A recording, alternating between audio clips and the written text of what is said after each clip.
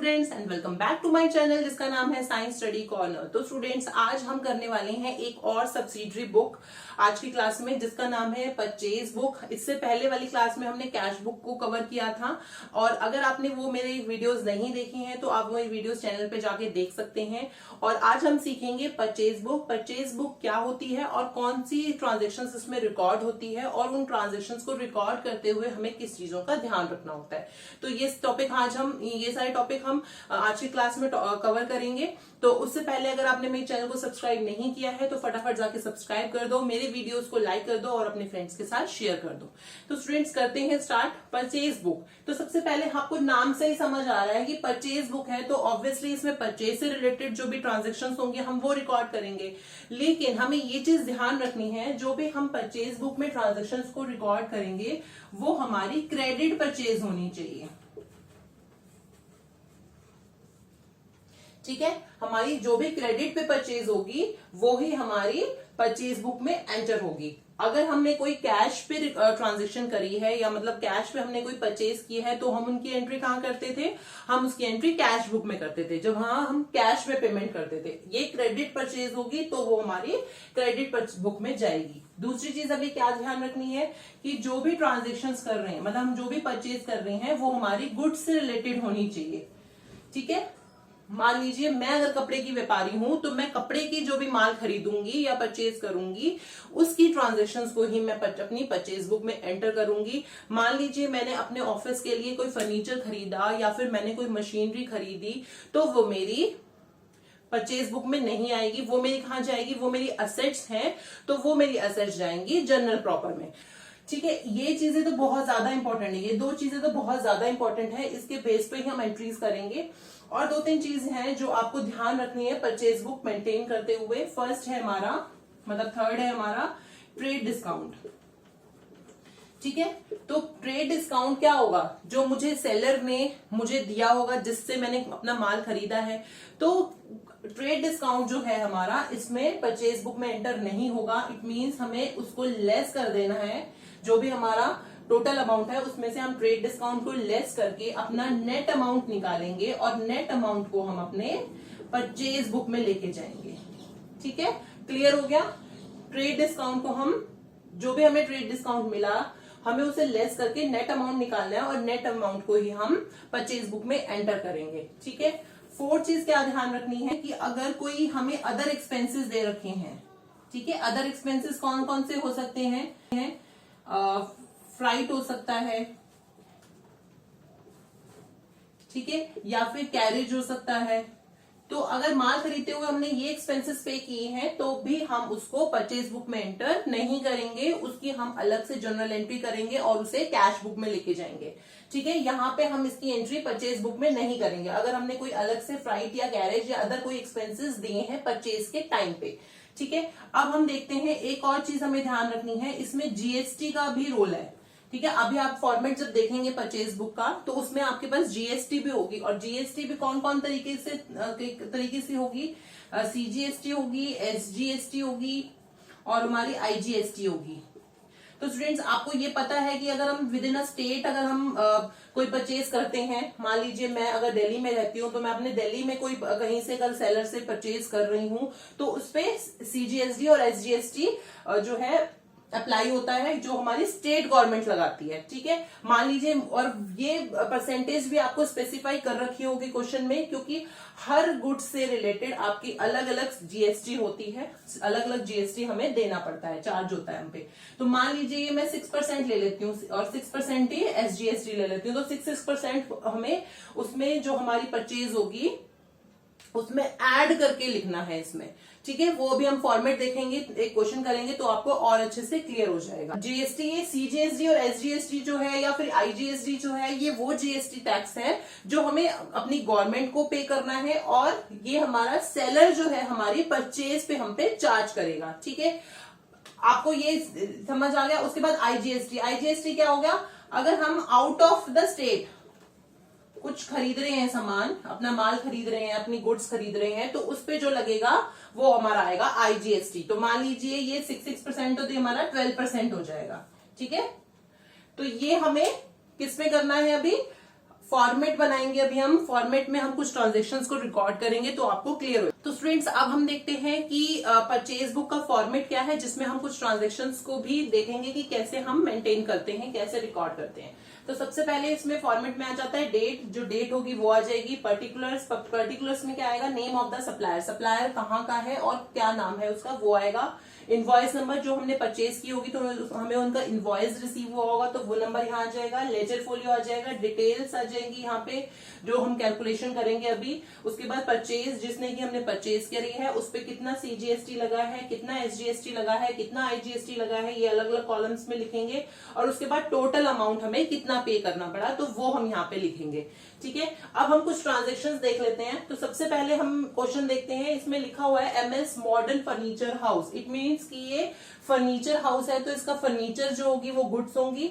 ठीक है, अब हम आते हैं, इनका है कहाँ का, ये लखनऊ यूपी, लखनऊ का इसका एड्रेस है। तो लखनऊ से रिलेटेड जो भी हमारी परचेज होगी उसमें हमारा क्या क्या लगेगा, सीजीएसटी और एसजीएसटी लगेगा। ठीक है, स्टेट गवर्नमेंट जो लगाएगी, और उसमें हमें परसेंटेज भी मेंशन कर रखी है। अब हम देखते हैं फर्स्ट ट्रांजेक्शन 5 जून को bought from the Mohanlal and company, Kanpur की कंपनी थी, वहां से उसने 20 जो है गोदरेज की चेयर्स खरीदी 22,000 rupees each and 5 Godrej tables खरीदी 6,000 रुपीज ईच। उसके बाद उसको ट्रेड डिस्काउंट मिला 20%। ठीक है, तो अब हम इसके एंट्री कैसे करेंगे, यहाँ पे हम ले लेते हैं, पहले तो यहाँ डेट लिखेंगे 2017 का है तो 5 जून, और नेम क्या है इसका, मोहनलाल एंड कंपनी। ठीक है, कितना कितना क्या क्या खरीदा इसने, तो 20 चेयर्स खरीदी है इंटू 2000, कितना बन गया इसका, डिटेल यहाँ पे आ जाएगी 40,000 रुपीज।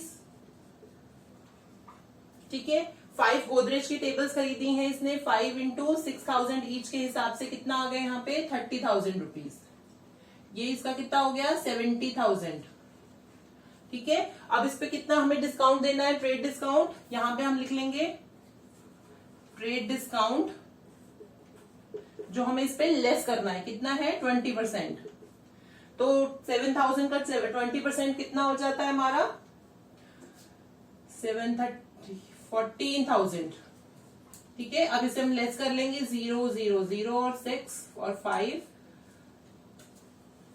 ठीक है, तो 56,000 रुपीज की हमने इसने कितनी क्या करी है, परचेज करी है, इतना अमाउंट इसने पे किया है आफ्टर डिस्काउंट। ठीक है, अब देखेंगे 56,000 रुपीज के ऊपर इसका सीजीएसटी और एसजीएसटी कितना लगता है, कितना लगेगा यहाँ पे 6%, तो ये आ जाएगा हमारा 3360। ठीक है, अब इसे हम क्या कर देंगे, ऐड कर देंगे, तो कितना बन जाएगा ये हमारा 63,720। इतना अमाउंट जो है हमने अपने सेलर को दिया। ठीक है, हमने इतने रुपए का सामान खरीदा है। तो अब हम इसमें इस ट्रांजेक्शन को यहाँ पे ले जाएंगे। तो नेट परचेज कितने की उसकी थी, कितना उसने परचेज का अमाउंट दिया 56,000। ठीक है, ये था। उसके बाद यहाँ पे सीजीएसटी और एसजीएसटी का लगा लेंगे 3360, और उसके बाद आईजीएसटी कुछ लगानी है तो टोटल अमाउंट यहाँ आ जाएगा 63,720। ठीक है, ये क्लियर हो गई आपको एंट्री। अब हम नेक्स्ट एंट्री पे मूव ऑन करते हैं। Purchase from Bharat Bhushan and sons. ठीक है, वाराणसी का था, यूपी का, ये भी सेम स्टेट का है। उसके बाद 5 अलमीरा खरीदी हैं, 2 चेयर्स खरीदी हैं। अब आप ये देखिए, ऊपर वाली ट्रांजेक्शन में भी ये नहीं लिखा था कि कैश में है या क्रेडिट में, और नीचे वाली ट्रांजेक्शन पे भी नहीं लिखा कैश में क्रेडिट में। तो हमेशा हम क्या करते हैं, क्रेडिट पे ही मानेंगे उसको। तो क्रेडिट परचेज है तभी हम इसमें लेके जाएंगे। अब नेक्स्ट एंट्री हम करते हैं जून 10 की। ठीक है, परचेज करिए किससे, हमने भारत भूषण से।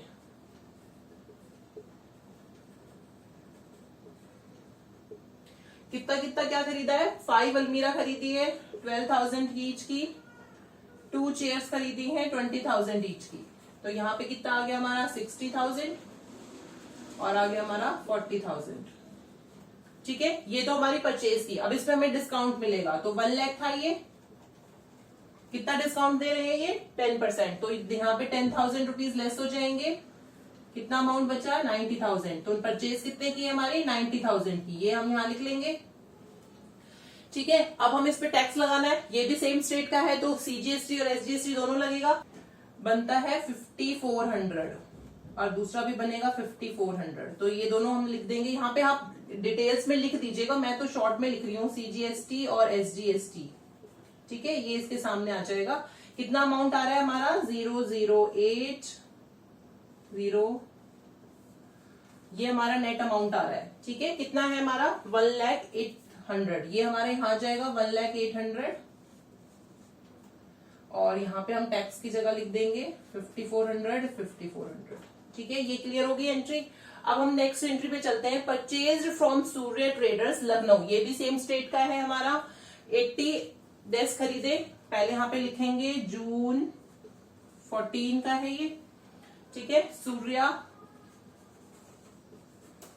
ट्रेडर्स से खरीदा है हमने 80 इंटू 2500 और 10 इंटू कितना है 20,000।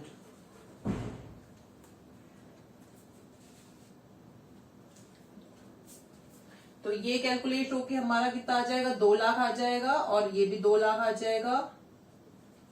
कितना आ गया 4 लाख। उसके बाद उन्होंने हमें डिस्काउंट कितना दिया है, ट्रेड डिस्काउंट 15%। ठीक है, तो डिस्काउंट हमारा कितना लेस हो जाएगा यहाँ पे 15 कितना बनता है 60,000, ये लेस कर देंगे। कितना आ गया हमारा 340। अब इस पे क्या लगेगा, सेम स्टेट का है तो इस पे दोनों लगेंगे टैक्स, CGST लगेगा और SGST लगेगा। कितना कितना परसेंट बनेगा 20,400। दूसरा भी आ गया 20,400। तो टोटल कितना आ गया हमारा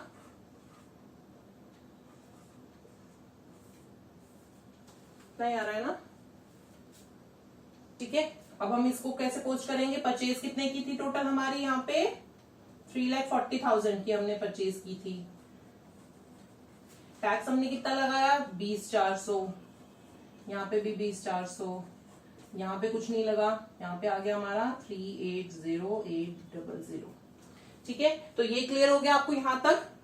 अब हम नेक्स्ट एंट्री पे चलते हैं। जून 20 की एंट्री है ये। Purchase for cash from Gopichand 4 tables at 5,000 rupees each. अब यहाँ पे क्लियरली मेंशन कर रखा है कि ये जो परचेज है वो कैश पे है, तो हम यहाँ पे इसकी एंट्री नहीं करेंगे। हम इसकी एंट्री कहाँ लेके जाएंगे, कैश परचेज करी है तो हम इसको कैश बुक में एंटर करेंगे, परचेज बुक में इसकी एंट्री नहीं होगी। ठीक है, जून 25 को क्या हुआ, bought furniture for office use from new furniture house Faridabad on credit. अब ये तो क्लियर है कि ये फरीदाबाद से हमने खरीदा, ठीक है, और क्रेडिट पे खरीदा, तो ये परचेज आएगी, क्रेडिट पे है तो आनी चाहिए। लेकिन यहाँ पे क्लियरली मेंशन है for office use. Office use का मतलब क्या है, वो उसकी असेट्स हो गई। ठीक है, अगर यहाँ पे ये नहीं लिखी होती लाइन तो हम उस ट्रांजेक्शन को लेके जाते, इट मीन्स उसने गुड एज ए गुड्स इसको खरीदा है। अब यहाँ पे मेंशन कर रखा है कि ऑफिस यूज का है, तो ऑफिस यूज जो आती है वो हमारी असेट्स में जाएगी, असेट्स हमारी यहाँ पे नहीं आएगी। तो सिर्फ 3 एंट्रीज यहाँ पे आएगी। अब हम इसे देख लेते हैं। अब हम सब टोटल जो है इन सबका कर लेंगे। ठीक है, अब हमें पता चल जाएगा कि हमने कितनी कितनी टोटल परचेज की है। टोटल परचेज हमारी कितनी आ रही है 486,000। ठीक है, और CGST हमारी कितनी आ रही है